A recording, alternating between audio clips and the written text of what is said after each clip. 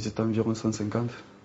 150, donc nous qui étions en avant, on était 30, une section constituée, donc 150 contre 30. Le terrain est défavorable, la chaleur aussi. L'ennemi tire bien, tous les mecs du premier au dernier. Il n'y en a pas un qui. On aurait pu se cacher, se mettre à l'abri dans un vab ou quoi, ceux qui étaient en bas.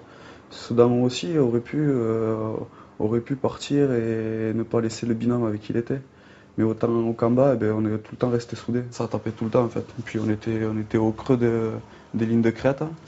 Et eux, en fait, on était des pros faciles vu qu'on était dans une cuvette, on était à nos véhicules et puis surtout qu'ils étaient à 360 degrés. On n'arrivait pas à les localiser parce qu'en fait, ce qu'ils font, c'est que dans la roche, ils se font des grottes.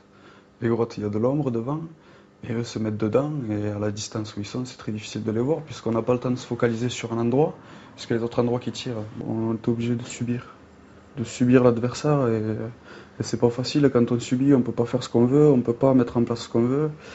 Et puis il y a une chose qui nous a sauvés, c'est que le chef de section a su garder la radio, il a gardé la radio même blessé. Et grâce à lui, en fait, il nous a pu nous donner tous les endroits où ils étaient, où c'est qu'on pouvait les appuyer. On les voyait pas, mais par ses comptes rendus, on savait où il était. Vous vous êtes vu mourir? Oui, oui. On s'est vu à un moment donné, donc on a même dit, et puis même moi le lendemain, quand j'ai mis mon treillis à la corbeille, ben, c'est un pote à moi qui me l'a mis, il a retrouvé une balle dedans. Parce que ben, on s'est dit, s'ils arrivent trop près, qu'on peut plus rien faire, qu'on a fait notre boulot jusqu'au bout, et ben, il vaut mieux s'en mettre une que de se faire prisonnier ou de se faire tuer par l'ennemi.